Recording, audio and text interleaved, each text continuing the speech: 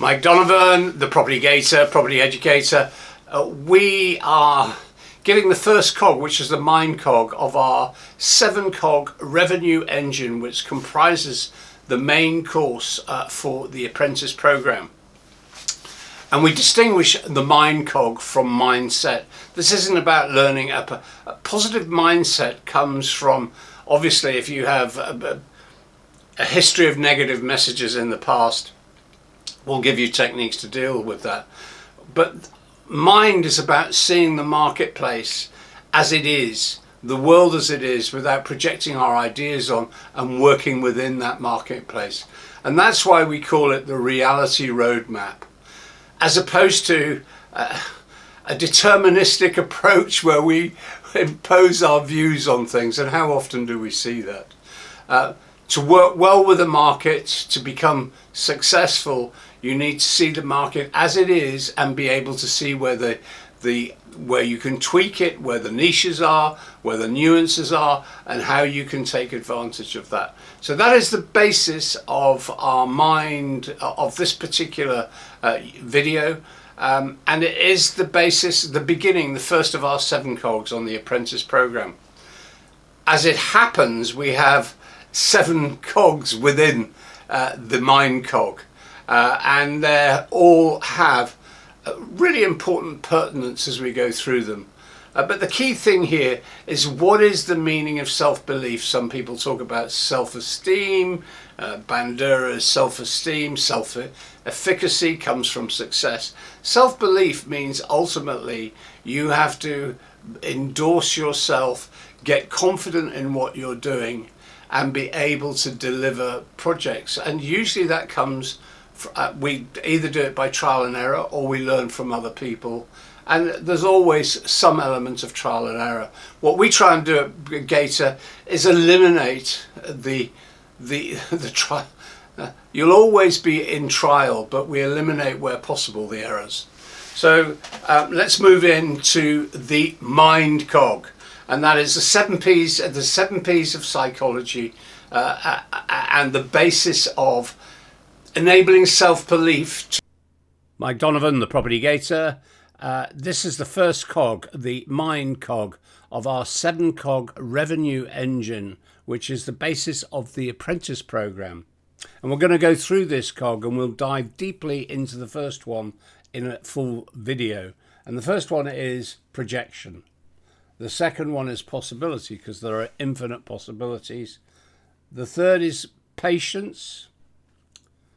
And the fourth, which is coming up quite slowly here, is Polestar. What do we mean by Polestar? What we mean is that it is, what is your guiding principle? The next one is pertinence. You know, you have to direct and focus your energy. And finally, we have one of principles, which is, what are your guiding principles in terms of teams, players? And that's why we do a test, basically a profiling test. And then we have the core issues, which is learning the process. And from the process, as we learn the process, we become more confident at what we do, whether we're acting in a team because we know our strengths and weaknesses, and because that team respects them. And that's one of our key skills. Self-belief is usually driven from the inside. And I'm just going to finish here from the inside. But all these external influences can help that process. And if you know what you're doing, then it becomes a lot easier to deliver good product and for good income and profit. Mike Donovan, the Property Gator, Educator. Now we're in the psychology, the 7 P's of psychology. And don't forget the last one is process, but we're going to dive deeply into the first P, which is projection. Now, what do we mean by projection? What we mean by projection is that we have a whole collection of ideas or beliefs, and if we sometimes impose them in the outer world, we're not seeing the outer world as it is. And that's the difference between projection and observation. One of the key things in market dynamics is to observe the markets. And the markets do behave in group psychology terms, but it's in the terms of probability, not necessarily predictive. Now, I know some people believe that they get the market right most of the time. It's from my experience actually dealing with people who have come into property and they've been on a couple of courses. They tell you what market prices are. Well, I say to them, because they can quote SPONS, BCIS, etc., etc., and I'll say to them, well, demonstrate the price that you're building at. The only thing that we've done, and that's the only evidence that I really use, is what we've built at, what someone else is building at currently, and that can be demonstrated. It's really, we liken this P to humility. By all means have a view on the outside world, but your view isn't necessarily the correct view. And the reality is, and we call it the reality roadmap, the reality is that we actually have to sometimes align with the marketplace, see it, see the changes, and particularly in property, there's things we can certainly view it, we can see the changes, but every problem should be approached afresh. And it's a very important cog, P, the first cog of our mind psychology, and it's different from mindset. You know, having a reality roadmap, observational with humility, as opposed to thinking that we know how it is or what it's going to do, they're two different qualities. And I'm going to now, sort of in the process of diving deeply into this, I'm going to quote from a book by Mark Douglas, Trading in the Zone, which during the sort of mid 2009 to after the crash became a really important book on trading psychology. And there's a lovely example in there where the Chicago Tribune decided to do a test that they'd give one of their guys $100,000 and he was to go onto the street with a billboard on his front and on his back saying that money is free today, just come and ask me. And of course, our acquired belief systems, either from externally or internally, tell us that money isn't free. And what happens when people say the opposite to you, you actually, what happened to him in the street is what happened to a guy in Oxford Street who used to say Jesus loves you, had billboards. People walked around him and because they perceived that money isn't free, they just ignored him all day and thought he was mad. And only one person came up and asked for the fare home. And he said, of course, and here's $15. And that is the only money he spent, largely because no one went up and said, yeah, I'll have what you've got. It's really important that we actually look at our own belief systems, and they're not necessarily key. And self-belief isn't about belief systems. It's about an understanding of yourself, to thine own self be true. And that's really important in this dynamic. So we've dived deeply into one of our P's in the psychology cog. Please come and join the apprentice course. We'd love to have you in there and we look forward to it. And the first course is going to be VAT free because we only started moving at Gator in January 24 and we're now registering. So please click or tap the link below. See you in there. What does it mean? Where does it come from? What's the drivers? I'm going to take you back in time. This is a personal story about self-belief, and let me take you back to March 1971, a beautiful spring day. I can smell the daffodils, I can feel the air, slightly sharp, but there's warmth coming through. You know, in those spring days, or they used to be, there's a coldness but a warmth comes through. The daffodils are there. I turn and I hear the bells. And I'm in rural Herefordshire. There's the setting, rural Herefordshire, beautiful rural Herefordshire. I hear the bells of the Abbey chime 12. So I know it's 12. It's a Saturday. And I'm walking from the Abbey through the cloistered gardens to the first 15 pitch. We've got a needle match that afternoon. And as I'm walking, very contented, very happy with myself, those moments in life that we feel at one with the world and universe, I suddenly tense. Why do I tense? I hear this swishing noise. And I tense because I know who it is. It's one of the, it was a Benedictine monastery. It was the headmaster, and I could feel him. And he came up and he went, "Donovan, would you walk with me to the first 15 pitch?" And he did. He had this high-pitched, squeaky voice that used to irritate me. And as we're walking to the first 15 pitch, he kind of looks at me and I hear the swish swish, and this kind of greasy head comes out of this starched collar, and he looks at me and he goes, "Donovan, do you think you're bright enough to go to university? I'm not sure that you are. We think that you're not bright enough and you're a bit thick." Can you imagine how that feels? You say that to somebody. I felt winded. I felt as if I'd been punched in the stomach, and I was just like, I'm totally winded. Didn't know what to say, didn't know whether to cry or to hit him or to just, I didn't know what to do. I was completely flummoxed.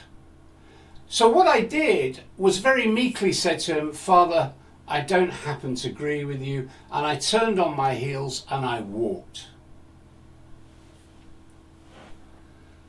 And naturally, sometimes when we are in pain and difficulty, we revert to people who have created pain and difficulty. And I reverted to my real father, who had beaten me at the age of 4. He did this to all of us, where I remember crying. And I rang him and I went, reverse charges 01977 682 380. Hey Dad, this is what happened. And there was silence. And I just slammed the phone. "Do you agree with him?" And I slammed it down, walked away. And at that moment, I really didn't know what to do. And the joy, I don't know have you ever felt that, but where the natural joy that we have in life is suddenly taken away from us by other people. Why do we allow that? And sometimes it's difficult to counter it. So that natural joy of playing the rugby match, I just was angry, didn't play particularly well. I rang my brother and I asked him, could he get me a job at Peat Marwick and Mitchell. I reacted as an accountant. And Luke McSweeney, I sadly told him, and he started taking the mickey about accountants because the Monty Python sketch should come out about a python at the time, and calling me Mr. Anchovy. So there was a kind of comical side to it. But it doesn't take away that feeling that we have where our natural joy is taken out of life. And we seem to manage to do that a lot in our world. Why? So, let me go on forward a bit from there. I didn't know what to do, so I went to see my mentor and someone who had taken an interest. He had 2 boys at the school, a guy called Dr. Geoffrey Bradshaw. He was an environmental scientist ahead of his time. He worked with Schumacher, who wrote a very topical book at that time, Small is Beautiful. Ivan Illich, who wrote Deschooling Society. He was very well respected as an intellectual at that time. And I went and told him the story, and he said, "Well, let me ask you a very simple question. Do you agree with them and do you believe them?" Or 2 questions. And I went, "No, on both." He said, "Well, there's your answer. It's just, that's their agenda, that's their stuff. It has nothing to do with you. The only difference between you and them is you think outside the box, you're non-linear, you don't think in this kind of box-like way, and you're very creative. And that's brilliant. That's what we need in this world. So take stock. I believe in you." That's what he said. "I believe in you. And, to a 17-year-old, can you imagine how that felt? Somebody saying they believe in you when two of your primary primary models are telling you the opposite. Anyway, Geoffrey Bradshaw recommended that I study architecture, do something creative, take a year off, do VSO, do anything except follow the system. And I'm really grateful for Geoffrey Bradshaw to this day, because he enabled that sense of, yes, I don't have to believe what other people say or do. And it's not necessarily about me, it's about them. So, as it happens, and I'm just going to fill in here, I got exceptionally good A-levels. I got got an unconditional place at the oldest school of architecture in the country. I went away for a year. It was a brilliant year. I skied, I learnt French, and I went back to uni. Subsequently to that, I had my own practice very early on in my after I'd finished uni, 7 years. Did my own schemes and was very quickly and then became a developer, and things progressed. And I'm going to take you into the next stage, March 2020, where we had somebody else who interfered in the natural event of things, apparently under a world crisis where there was lockdowns. We had a loan for £2.5 million, an offer that was withdrawn because no valuations were being done, and consequently during this lockdown period, that 2 years, we had several contracts that fell out of bed. And interestingly enough, that was a very disturbing time. And I spoke to a friend of mine who said, well, why don't you start teaching again? And it's taken me some time to do this, teaching again, as you did when you did at the Leadership Trust. You did for 10 years, you really enjoyed it. The Leadership Trust was run by SAS people who were teaching management courses, and it was a brilliant course, and I got a lot from it. And he said, go and do that, as well as rebuild your portfolio. So little by little, I have been doing that, rebuilding and looking at rebuilding our portfolios, doing projects. Got a series of hotel projects at the moment, and also teaching. And it's been very rewarding. Some young guys, I've been teaching them, showing them what to do, and that's been rewarding. That's been a first step against the distractions of, we sometimes we doubt ourselves, and it's really important that self-belief comes in not only from yourself but from those around you, because you're reinforcing their self-belief. So little by little, I then was invited. I've been on GB News a lot talking about SMEs and how they're the wealth creators of the country, 52% of GDP. The remaining 33% is the city. You only have to work for yourself, work it out for yourself, that the real wealth creators are the people who get the least support. And that's what you will become as a property professional. You are in that small group of band of wealth creators.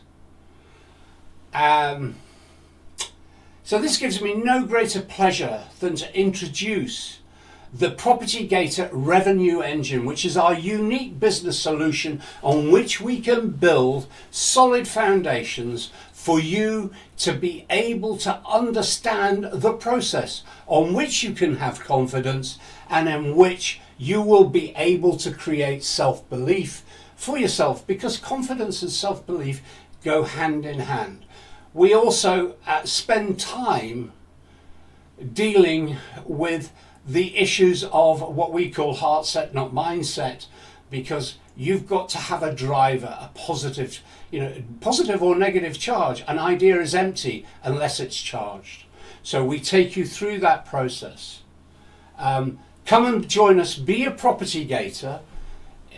This is our investment in you. And remember, all good exchanges are always mutual exchanges, whether you're borrowing money, whatever you're doing, it's a mutual exchange. It's human endeavor. It comes from here, not from here.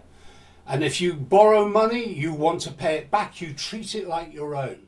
So that is what I'm saying. Self-belief.